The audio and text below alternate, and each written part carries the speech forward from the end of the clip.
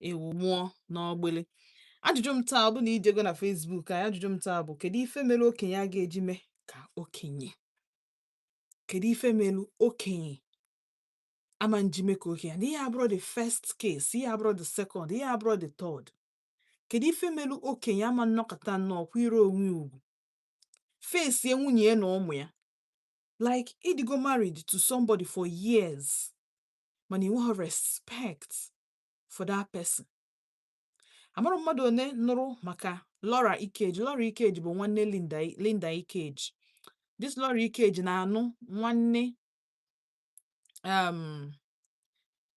kezi Nwankwọ kezi afa this our footballer. Hey, Papilo, we know say you go make am. Mmadụ one nenelu that advert mgbe ọ na-eme. Mgbe ndị NTA na Silverbird na-ekponya bụ egwu na-akponya bụ advert. Papilo, Kanu Nwankwọ, yes. So yes, Kanu Nwankwọ. Laura Ikeji na-anụ younger brother Kanu Nwankwọ. So onye nji maka ya wee bịa taa bụ nwanne Kanu Nwankwọ, the younger brother. Who n'orugo ebe 50 years. Yes, that man kwesịrị nọ 50 years now or getting to 50 years. Ka wee nọ na late 40s ya. So amara mmadụ one fugolu nya bụ ife na-ewu. Biko ụmụala amara na anything nji bịa ebe a bụ nke anyị ma that na for somebody ofu onye ime ya enwere omilikiti na-eme ya, and ụfọdụ n'ime fa na-ege m ntị. And ihe nji eburu ya wee bịa ka uche unu dịkwa ya, ka ntị doo, ka uchu amarọ m ihe unu na-eche o. Honestly, sometimes amarọ m ka unu si a function. Amarọ m ife unu na-eche ga-eme. Ị na-eme ife ị na-eme n'elu akwa illegally. Izuru ezuru na-eme the thing. Ị na-ezu oshi nwunye onye ọzọ because a young girl, onye Gen Z, 23 years. Enough ebe 50 years more, if not close to 50, if not 50 years. Mana onye dị gị mma bụ nwa 23 years.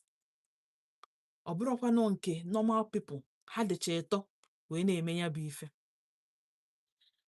Wee na-eseluzi gị aghọtara m onwebeghị ihe o kwuru about it because ọ bụkwa na ọmụ bịa mmadụ ekwu okwu maka Nigeria will depress you. Ị ga-ahang onwe gị for the fact na nwunye bụ somebody try go all possible means stay away from scandal na the industry.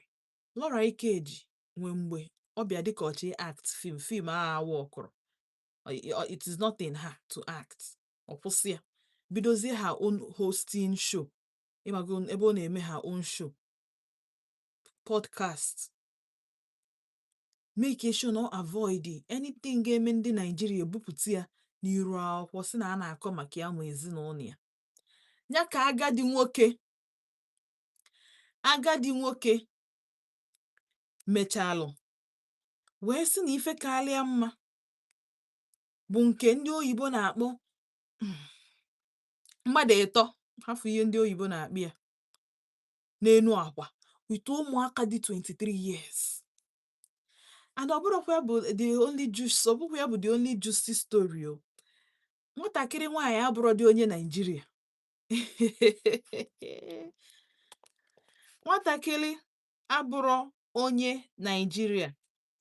So o ji maka this man wee si obodo o si wee bịa Nigeria. Si na nke nwoke agwa akwụ ya na ọnụgo nwaanyị. Naanị ya na-emezi. Nọ enyi ya nwaanyị zi. Nọ mgbe ọ bataziri Nigeria. Ka enyi ya nwaanyị bịazi si ya isi na onye a ka gị na ya na-emekọ ihe n'ụnna anyị. Ọsị na ọkwa nwanne na ọkwa nwunye na ọkwa di Laura Ikeji.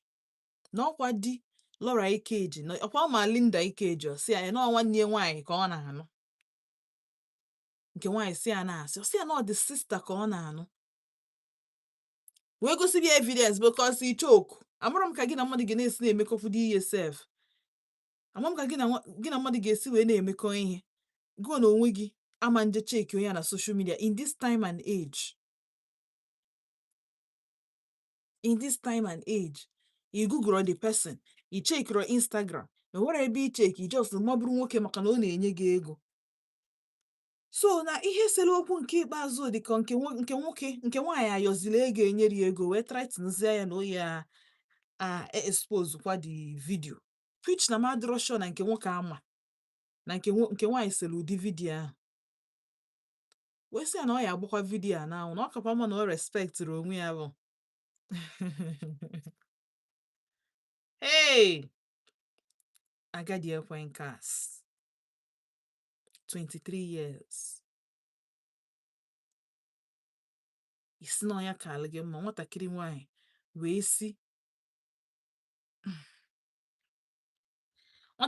wee si another African country wee gbadata Nigeria chee na ọ nọ na relationship, ọ mara na a married man ka naanị ya na anyị mgbe o ji wee malụ which na nka na-enyo ya bụ okwu enyo maka nwere ka ihe esi na gị na mmadụ na-eme ka ihe kịta esiro ka ije cheki ya na social media ọka love one si wee buru gị ọka dị love si atọ.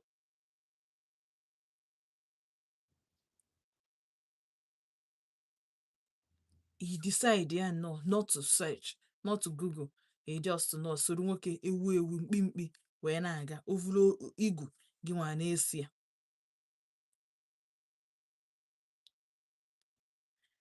Anyị adị ekwusikwe ije na social media kịta that man o kwesịgo by now o kwesị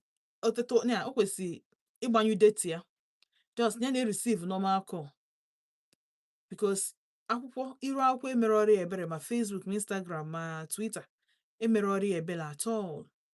Ha dị trust all Nigerians.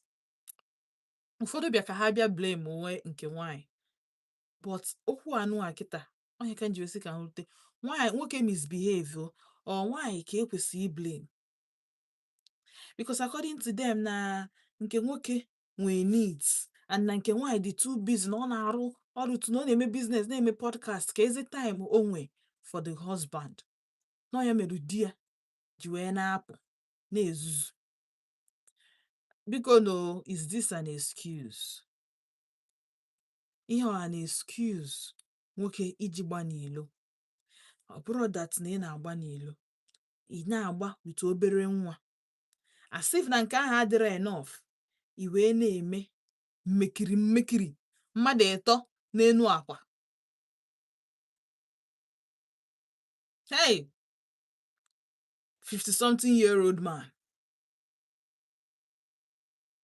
So at this point ihe the reasonable enough isi na ọ maka na nwunye ya dị too busy na nke nwoke nwee needs na ya mere o ji wee pụọ n'ilo. And mind you, if onye ama mbụkwa izizi kama na onye nke a bụ onye pụtago for now, mana Chukwu mere ebere ka ọ bụrụ na ọsọsọ onye a maka ha karịa tu ụdị ya a na-agbagharụ maka ịma na ụmụ nwaanyị otu Chukwu si wee ka anya dị iche. Enwe ike nke nwaanyị asị ka ọ gbagharụ di ya, nwee ike ọma nsị ka ọ gbagharụ ya, we don't know yet. Ha na-abịa enwebi ife fapụta kwuo mana gị nwere onwe gị na-anụ ife a now kedu ife ilo. And ihe anyị na-ekwu abụrụkwa maka na ọsọsọ Chris na Laura onwe ndị na-ege m ntị ịma na onye gị na ya na-eme ka ịma na obere nwa anyị ga-akpụ ya under age because icheke the age gap ka age bracket iwọchi ya the age bracket ị ga-aghọta what's up. So it's safe to say no under age nwa dị 23 years. Nwa dị 23 years kwesịrị at least ọ bụrụ na o finish school n'oge ọ bụrụ na final year ka ọ nọ. Nwa ndị na-adịkwa 23 wee na-eje youth service eziokwu mana ichekie ya ọ bụ nọ setting onye ebidoro school n'oge onye a nwee ike ịnọ second year. So ka m emepe phone line kịta anụ a ka anyị kpaa ya bụ nkata ka anyị malụ ife ilo ekwesịrị ịta nke nwaanyị ụta maka omume di ya ka ọ na onye a bụ just nnọọ ihe na-akpa ịmago na temptation bịa otu anụ ekwensu bịa nnọọ emepere ya ụzọ ọ bịa were oche na ezinụlọ gị mgbe ọ ga-abịa ị ga na-agwa ndị na-asị nwoke a dịbụ otu a ka o nwere ihe mee onye gị na ya ma for years o nwere ihe ga-eme like this na wondazi na ịmakwa onye a otu a ka o si emebe ọ na-ezobu onwe ezobu before we na-eche ka ọ manifest ọfụma ka ọ nọ ife melụ mmadụ ji wee gbanwee maka yes a sị na condition na-eme crayfish ọ bend ya. So kpọọ m na 07060485853 ma kpọọ na 09155708347. Anọ m na YouTube, jee na vote Odenigbo na YouTube anyị ka ị nweta anyị ebe ahụ in case ọ bụla ị chọrọ drop message ma ije na Facebook vote 104.3 FM. Alright, so ka anyị jisi ike ka anyị zaa kọọla. Hello, ka ime?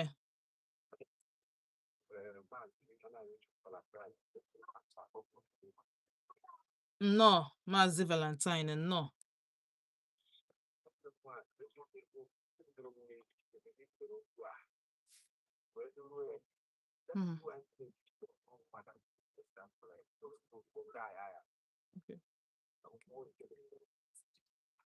John told you.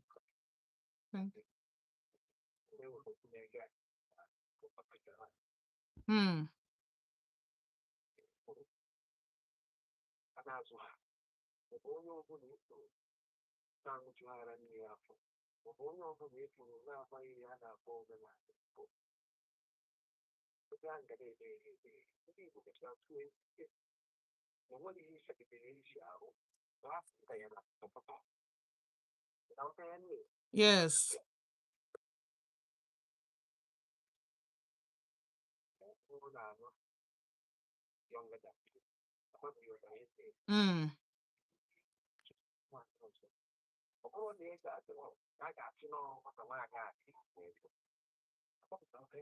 Yes.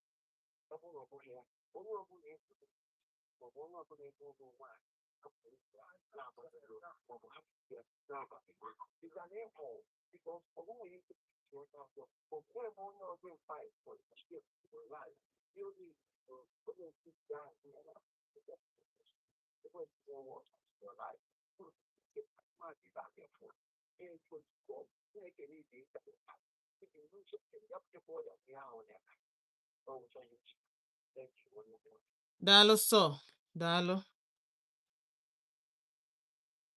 All right, 0706-048-5853. My phone is 0915-570-8347.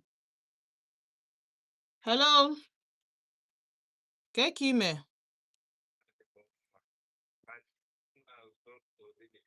Kekime kwanu no.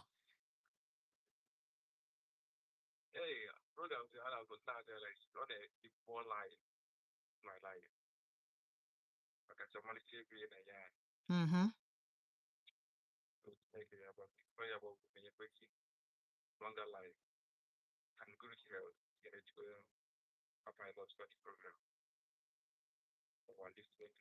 Daalụ sọ.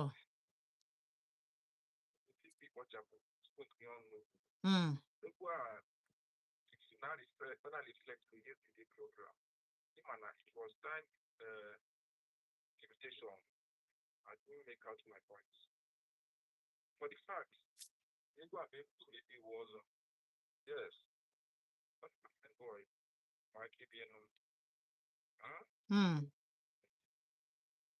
So when I got on a wine flower, she put on the even before even your channel. In flower is the point. It's very to young lady. My point to her, even on against people. That man accommodate again. Let her have the condition. Decided I got jail. What my man will be in me. For me, I will advise her. No, I after the man got me to her life.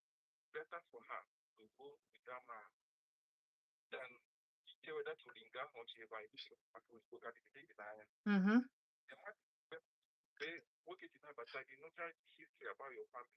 The more the more vegetarian. Basically, that is taken as take good care of. The year now, what could you guy up? I did not wrong. What of the job? So you can get comfortable. What do you mean that word comfortable? That means we go. I will be nine as stage of it. At the age of 26, nwatakịrị ekeji n'ụlọ till that age. Onkwana ihe ọfụ gokwan. Onwebe ihe ọfụ. Yes, when I was going to this one, the condition I got Ihe ọfụgolu bụ afụfụ. Ihe that child fu Scott ọrịa some slack. Ihe that child fugo bụ afụfụ. Suffering 4 years after mpi ahụ. Which mana mmịa ya na-alụkasị ya even mgbe mpi ya dị ndụ na ọ nọghị ya. fine. But now, if you better is a man's hand, man is also to be fine. In my eyes, of your night. Mm-hmm. So I think there will be best before. See an evil act or evil work. Yeah. So this is a man getting for the overall you take for what? The man is teaching in it. Okay, what is it got up to you? In our child, I took a one some go. So all I put out to one that created one like it by the and I chose one quick for outside, stand up and sleep. Only the chance is to get on by the time we go down over the other. That's the Maya. Start here, post was it. Or put other that's always here on how you study the time to my board. Right hand. Not one for state, for example, HD. Yeah, I was a comfortable. But for me, only one. I was able to know. I'm sorry, can you go back to point? Then, two, because you are going to find the hundred, I think 100% of it. 20 samples here. But then I make it. I don't want to make here, making one issue. I am my the Mariana, my kid, my Patalaya. To tell you that most that happens to us, have to carry those every before. The top people when you are dinner. The poor people about it. Unlike this, for instance, in I am, people they say, what do you get? What do you get? Just much younger now for ya. People now some of most of them in ordinary who are see how they are people. Or wouldn't you take okay, oh, and anyhow you need to have to show well, Minister of Transport. How they are people. That is to tell you 28 with that. So the matter of young on ya. That is natural. So that's not you to follow up. Not like only most the not proper. That thing has been natural. Than you whole market. So the only thing about now, you have to repeat the night. Much things that oh natural. But here is the careful. Oh the wise. Not easy. I can't go wise you can't come for but they don't forget. Well, it's like what is the why? What is the why for the Jaka? So you see it. But since anybody my point there bro it means all in my past they were one like from the beginning. The Manaka that experience. And we many of us do that now Hmm. when they make all joy and revenge. Because you just you don't hear of when they clean at yourself. Daalụ sọ. Daalụ. Nna m ofu ajụjụ ị na-ajụkwa ka m na-ajụkwa kedu ihe ị na-achọ? Kedu ihe ị na-achọ?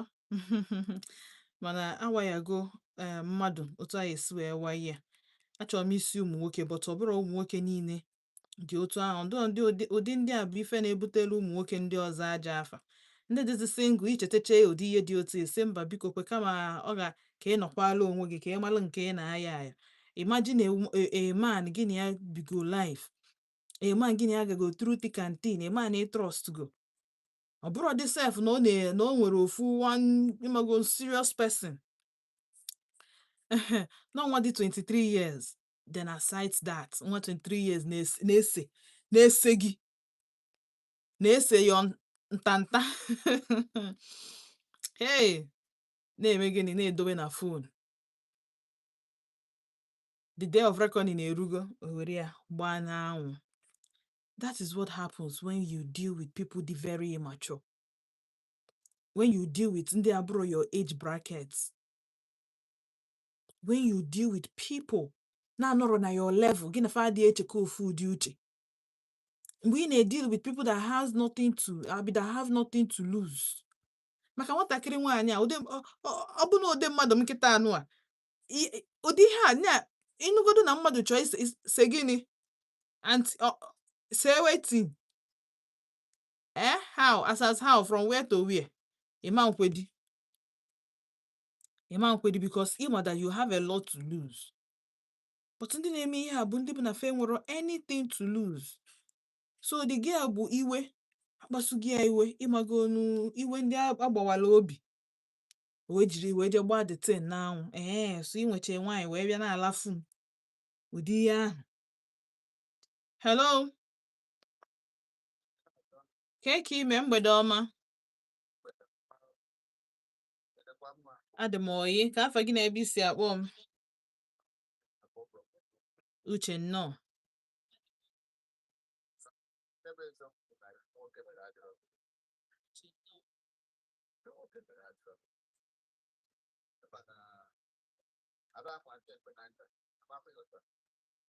Onye ọbụla nwere agwa ọjọọ nwere agwa ọjọọ. Dịkwa anyị fụ na anyị nwe na-akpọkwa na anyị na-akpọ ọ dịka anyị nwe anyị se akpọ anyị ebe ahụ. Enweta anyị nwekwara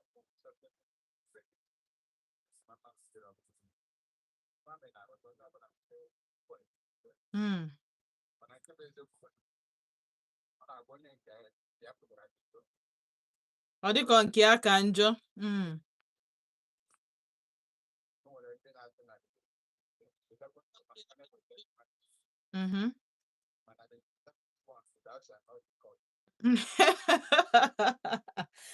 I'm telling you.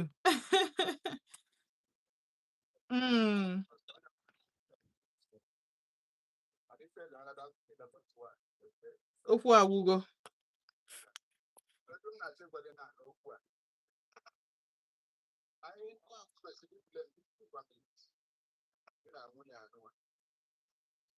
Eziokwu na ya nọrọ mara akụkọ ha maka ọ na-agba na-akpụ mmadụ na soshal midia ọ na-akpa mkpa nwaanyị nwere ikpe aka ọrụ na-eme ọfụma rụọ ụlọ ọ na-ebute ịkpa ya na mana ịba n'ihu ụlọ na-agbanwe ike dị ha living separated ọ bụrụ dịka a na-akpụkọ ife na-eme every day. Let me tell you, one man I got on the other day and one other station. At the point in time, when you are black, you're out. Hey. Deliver.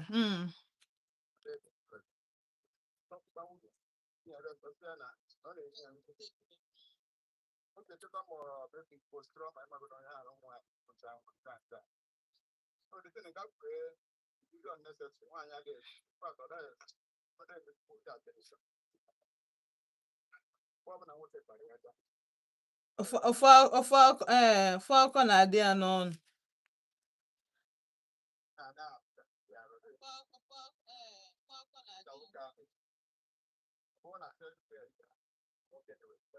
Oh.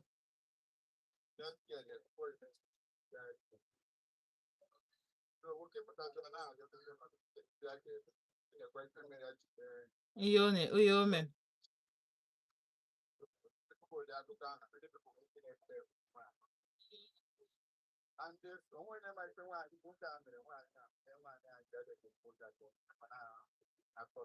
Yes. Mm.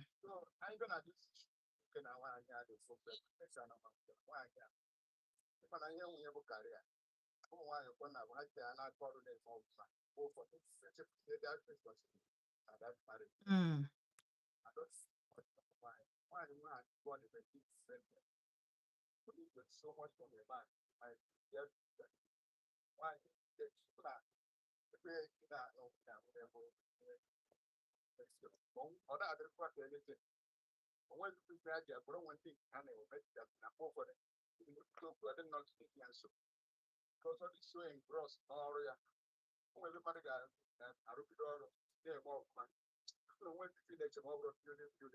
Yes.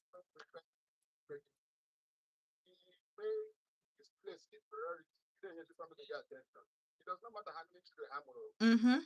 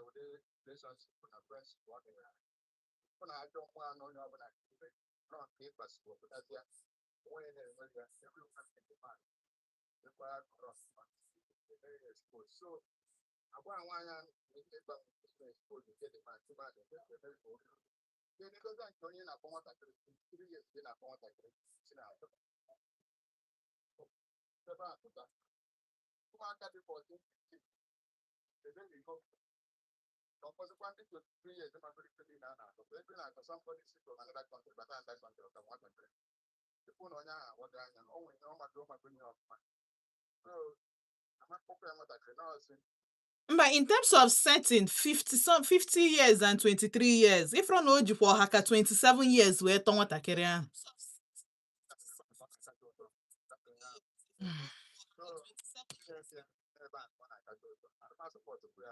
Mm.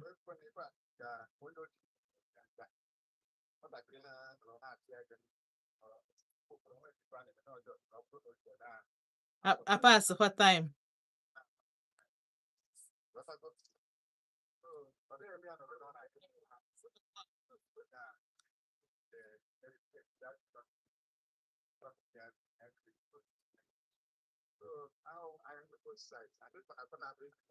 Mm. Oye je yawagodu nwunye ya first ka amalụ na ya.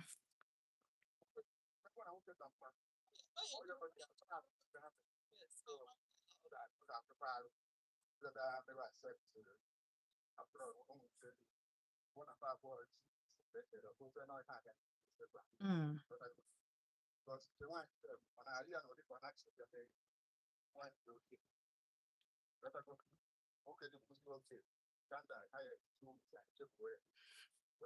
Yeah.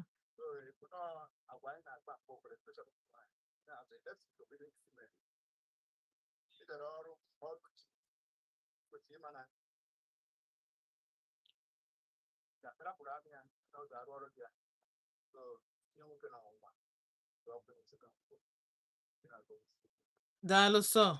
Daalụ.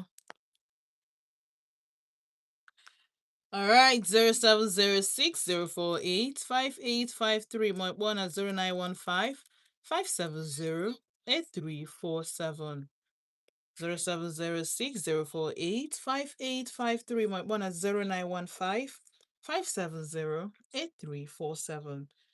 Hello. Kime. Okay.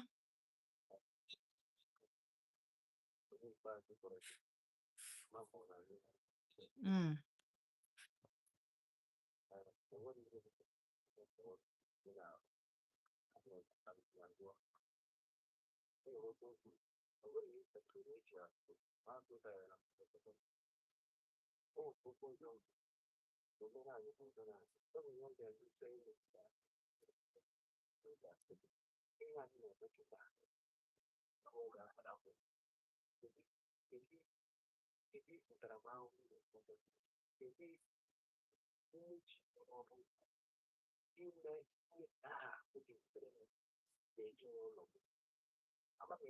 Mm.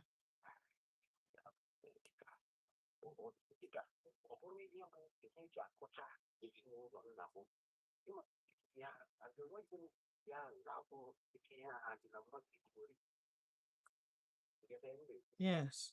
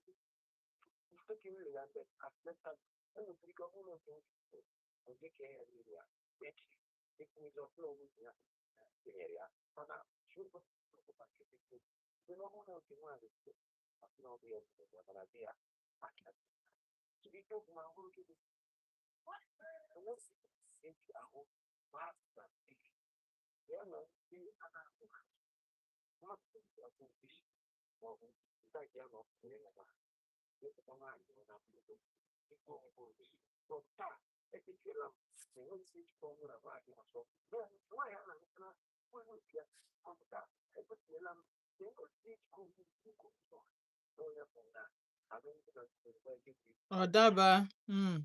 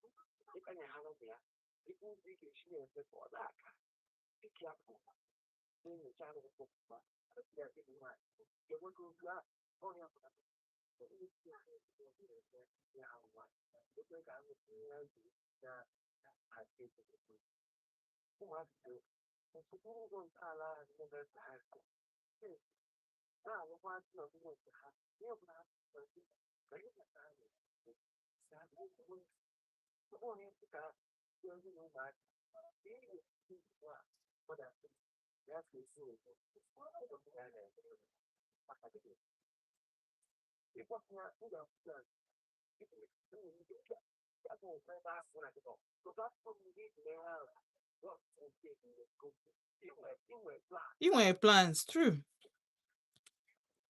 Hmm.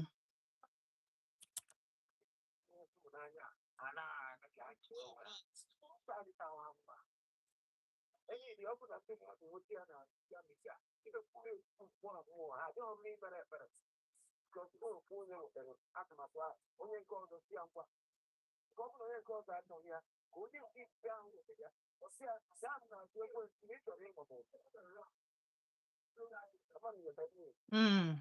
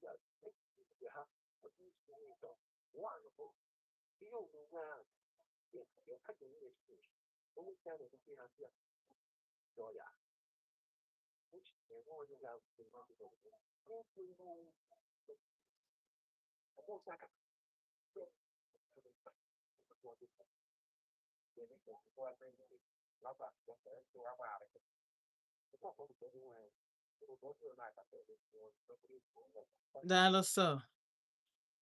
All right. Okay. Ana anyị fụ na time anyị na fa agbada n'ike n'ike.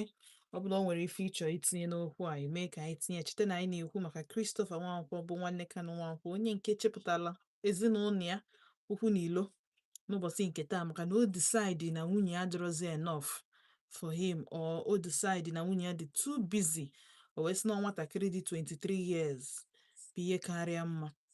And nwatakịrị eshikwa ya mekwara ya import, nwatakịrị atụkwara ya atụ ka kọntena. Nwatakịrị si eshibata ndị I just got back, ndị IJGB ndị I just got back, yatago ndị atụrụ atụ, ụmụaka atụrụ atụ ka kọntena wee tụbata fa na Naijiria. Nwatakịrị batazie fụzie na nwoke bụ nwee married man, wee demand onye ma ego no demand, o nwere ike ọsị anya setụlụọ ya na ọ bụ na ọ chọọ ka nwunye ya hapụ ịma maka ife na-eme. Kedu mgbe okenye ga-abụ okenye? Ọkwa o nwere my color phone si na ndị 23 na-atọ ụtọ. That sounds like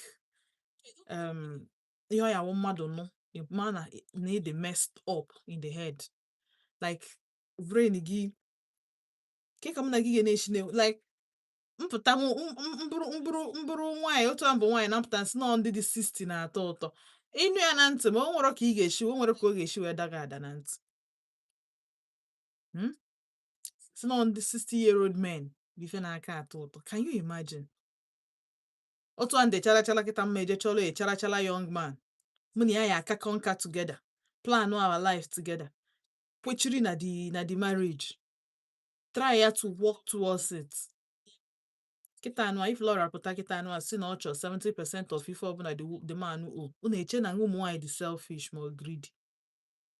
A na-asọpọt onye ọbụla bụkwa n'elu ụzọ chọọ okwu na marriage, sisi na akpa onye ahụ. Thank God otu esi wee mee ya kịta.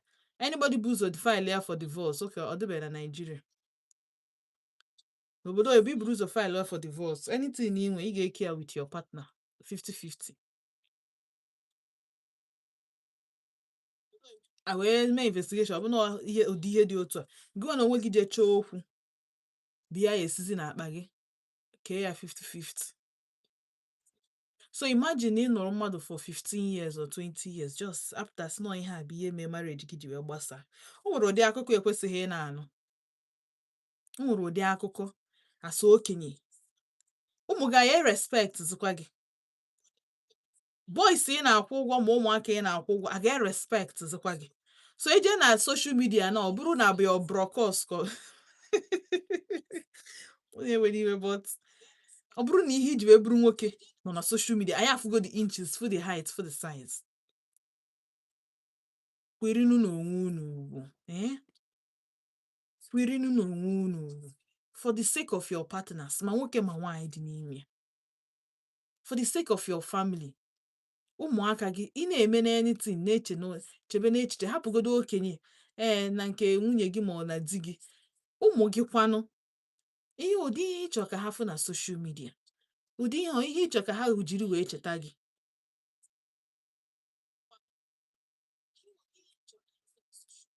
And ụdị ihe nke a kịta ụmụ gị it takes the grace of God efu nwatakịrị ya apụtakwasị gị oh daddy ma ọ mommy enwekwu ya ọjọọ ime. It go hard. It go hard.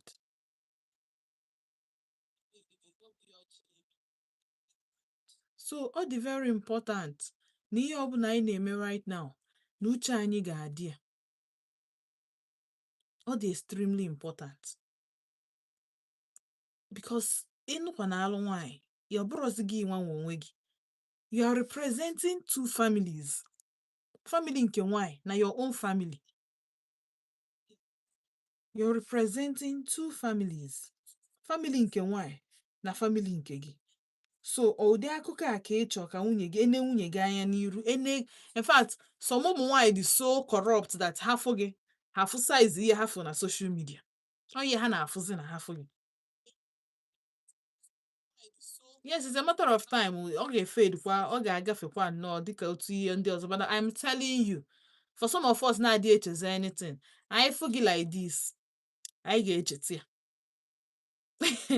Otu a ka memory, some of our memories si adị. Mfụ gị like this na say, hey, o nwekwe mgbe iwu ka iji ziba, oh, that. Nah, can't just imagine. In the year of my husband, or my brother. Oh my God, not 23 years. And if one year, one fine woman. Fine woman. Unye amaka o. Jụọ na kedu kedu ihe a na-achọ. Kedu ihe a na-achọ. Eh? Ike gwụ. Hello. Ka ime? N'uhuruchi ọma nnọọ. Oh, adị m oyi. Okay, kesịnụ nnọọ. Oh. Ọ pụtagokwe my brother o. 24/7. So Saturday na Sunday ka anyị na-ekwe. I can ekwe from Monday to Friday. Thank God is Friday. Thank God is Wednesday. That I will midweek. Auntie Chinazo.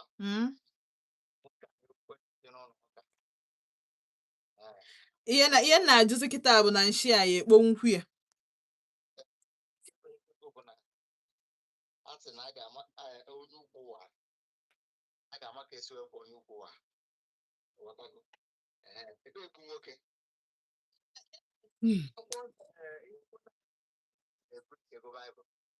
Akwụkwọ nsọ si mgbe ejidere nwaanyị na-akwa iko, asị ndị niile n'ebe a, oke Jizọs sị ya, unu ma na unu ncha niile n'ebe a, nọ na emebibeghị njọ, unu nwere okwute tụọ onye ọbụla analie.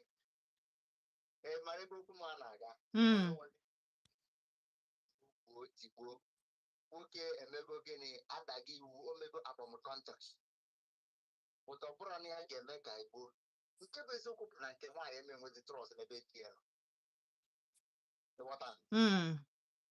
nwa agbọghọbịa nke nwe imepe ọnụ nwee esi na nwoke na ịmara na emego nwaanyị onye dị otu a by that age ka ị na-asị na ịmara na ọnụgo nwaanyị ifrom ya kọntras ezusoro bịawa ibe nwere ife ọma dị because you got to put from I get one of one gang for the One chief. Nigeria. Okay, what I go.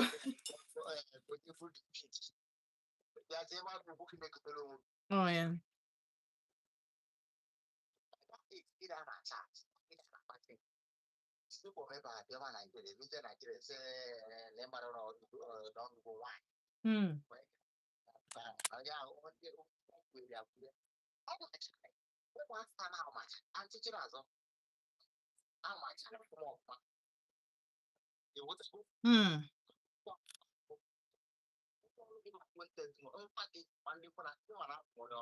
Yes.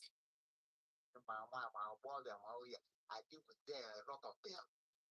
What I go put out of temptation now there on it. But because of getting still, what I can make promise to my beloved one. So what I can't really see. When we go to Bandi Kitty, my Gali make I tell you, I'm not going to be so good because of Naso come from. What I think I just go I may work. What have you can open up? Okay, you go back to soon in your fire or there you are. I'm a lazy open my now.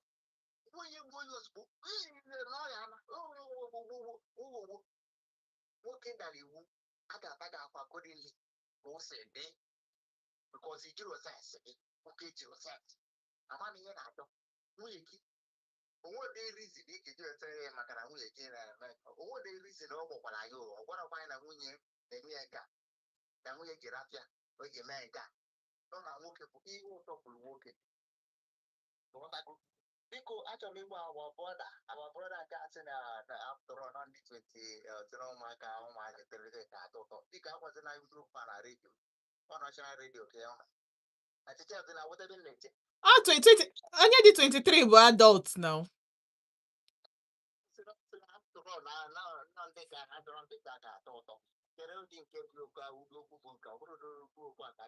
Oshilashi. Ekesi na osila mana achọrọ m ịma o kwuru eziokwu ka ọsịlasị.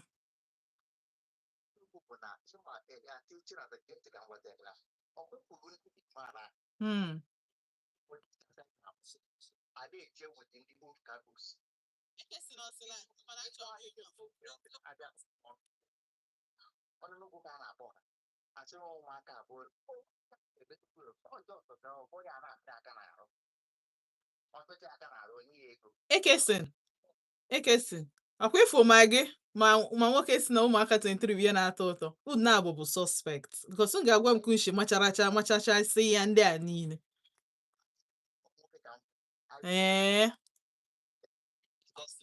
okay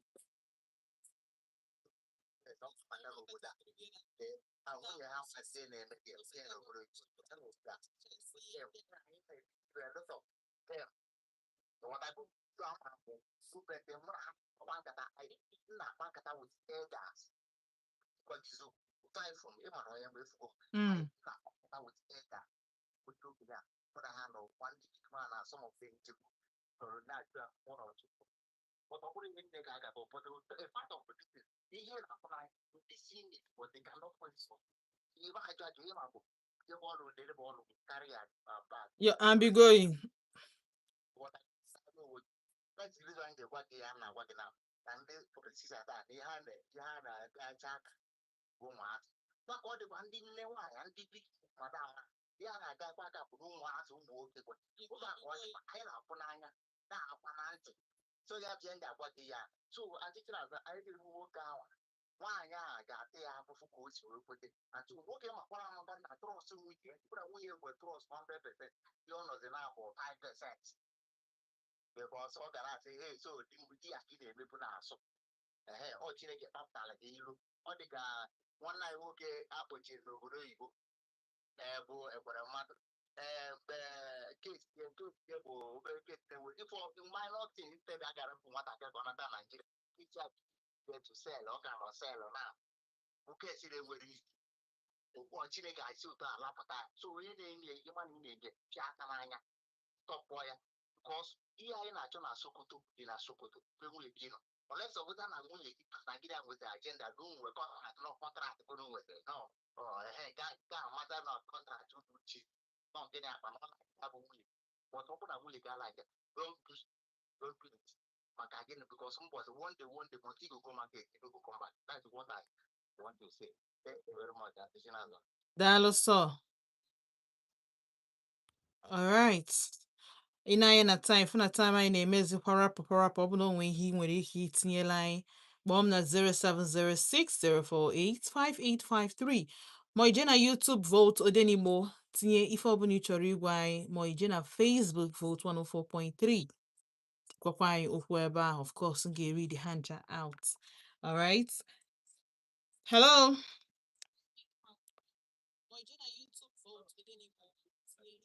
Good evening. Ke ime? No. Gafa gị, yes. Ka ebe isi akpọ anyị? From Emene. No, gaa n'iru.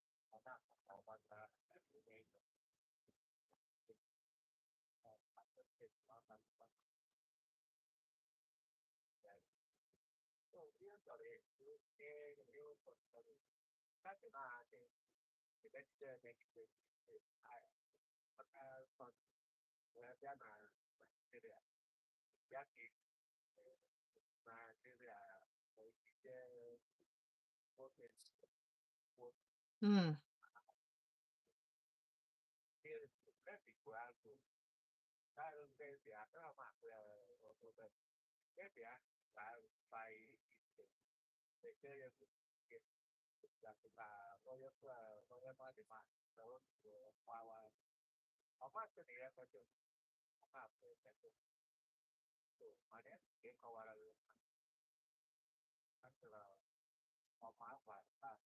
Mara onwe ya.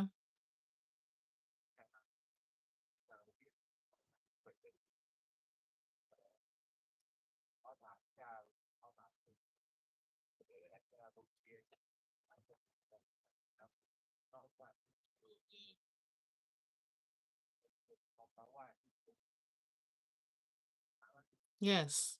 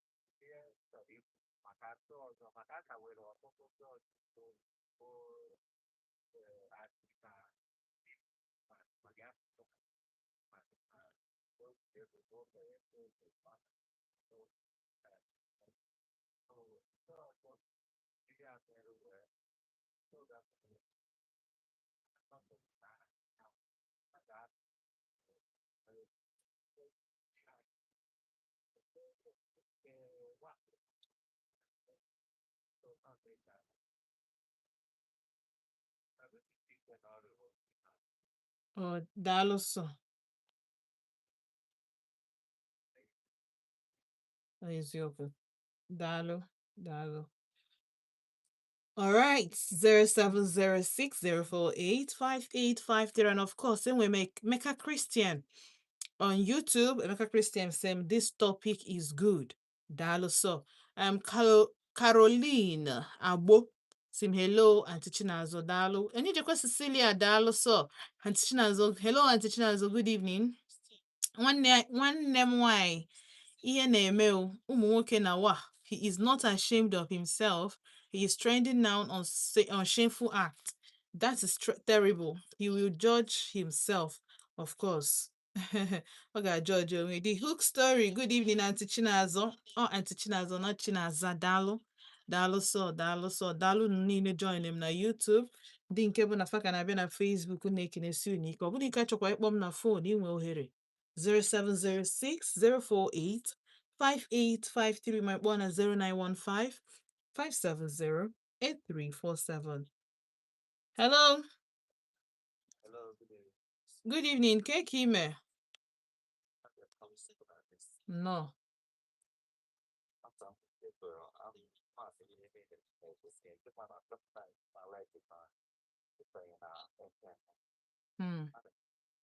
Daalụ.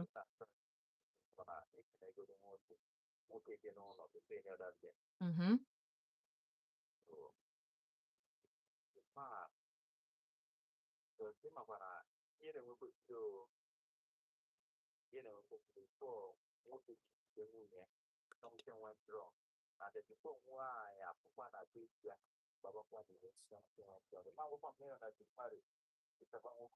Mm.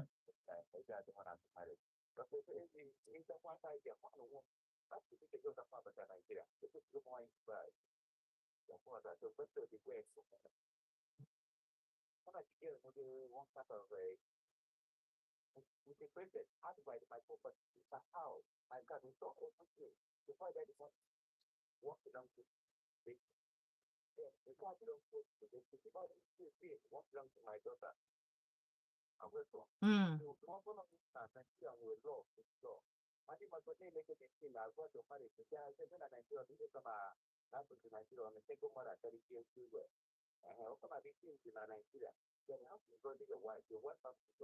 True.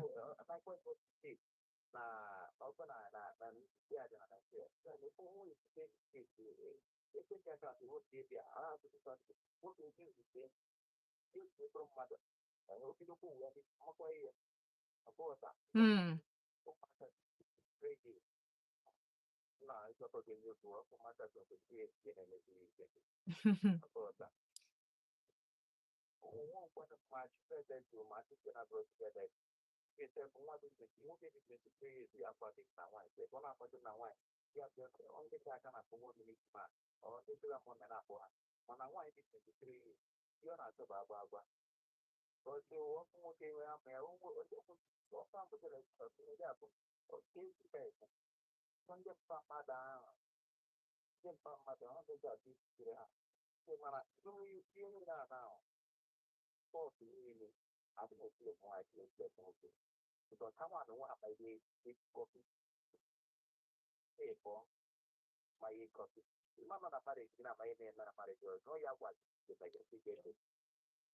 All right. Dalo so.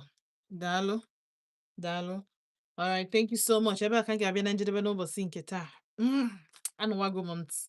But ihe m nwere ike ikwu bụ no matter ife ọbụla your partner na-eme gị ruo nke i disgrace yourself and onye gị na ya na-eme ihe. And unfortunately, a sị na onye ala abụrụ onye nwa ka ifere na-eme na onye naanị ya anyị. Nke nwoke je na-ezuzu with Gen Z. Fefe ụmụaka Gen Z a, enwe mfa n'ụlọ. And anwa m ka m si eso ha. Not to talk of onye ya as nwoke na nwaanyị gị na onye Gen Z a na-emekọ ihe as nwoke na nwaanyị. Ọ nwunye nwatakịrị a ya agwa gị jee n'onwe gị anya na mmiri osi ọ bụzikwa gị. Ị na-as much as n'ọfa nwa ma what's up in quotes n'ọfa ma nwa ha na-emesi ife ike ha ga-emekwa gị ihe ike ihe ghọta ije. Ha na-emesi ihe ike abi until ihe ike adapụta udosikwa ike mgbe ọ ga-ese eti. Because sometimes anyị na-choose our fight but anyị amara the fight anyị kwesịrị fight na nke anyị kwesịghị fight. At the end of the day, ị chọghị ịnụ onye ahụ. Maka bụrụ na ọ na ipikiri the girl no for future imago no when something tangible nchọrọ ime. A lot of young men na-agbalụ ndị Gen Z also because a lot of them bụ trouble. Trouble. A lot of them. Ndị ga-anụ onye Gen Z bụ onye Gen Z ha ghọtara onwe fa. Mana ọkwa ifere as a very young, as an old person, ị nọrọ na set ndị Gen Z anụ just get ready. Mgbe ọbụla ihe ọbụla pụtakwa n'alụ na ya, my brother, make sure na ị nwee chest to chest it. Ọ gwụchakwa ihe m ga-ekwu.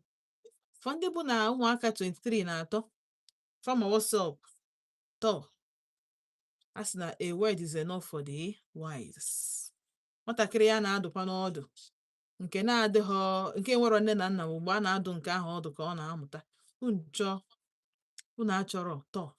Wetin be my own? My own bụ onye nke ya gbakwalụ n'ihu akwụkwọ ma eburu ya bịakwa na ịmago ntiekwa ya na anyị galụkwa anyị sikwa na ya mụta ife. Ndị na-achọrọ ịmụta nke unu pụtakwa njekwa mee the same mistake anyị abịakwa mee gịnị na-amụzikwa elu ndị nke bụ na fa chọrọ ịmụta mana ọfịa afa arụ. Mana ihe ejisi ike as an adult onye ka iji wee bụrụ okenye mara ife ị kwesịrị ime mgbe ị kwesịrị ime na mgbe ị kwesịghị ime. Ọ bụ na except na ike marriage gị agwụgo and you are looking for a way to destroy it. This is an expressway. Except na ị na-achọ ka ị ga-esi wee mebie that marriage. It is an expressway. Isoro dị ofu onye ịbụọ nna ụna makwa ihe m na-ekwu plus ya nwee ịtọ mmadụ ịtọ ya bụ ụmụ nwaanyị na-abụ na ofu nwoke. My brother, kwube ihe na-agụ gị mgbe ị gwara anyị ife na-agụ gị ka anyị ga-ama mana Chineke na ga-enyere anyị aka mekwuola anyị ebere maka na anyị need ya. Kechi na-eburu ụbọchị ọzọ mụnụ ga-anọ na Volt 104.3 FM. Afọ mba ntichi na-azọ ndeewu niile nọnyelụ m na YouTube na Facebook and on our radio set ndị na-egekwa na Radio Garden na-ekene unu na-asị unu daalụnụ ife nkili yes o maka ndị ụmụaka pịnọpịnọ na-agụ na-atọ ụtọ na-edediketi ru na egwu a na-asị unu daalụnụ ka ọ dị n'echi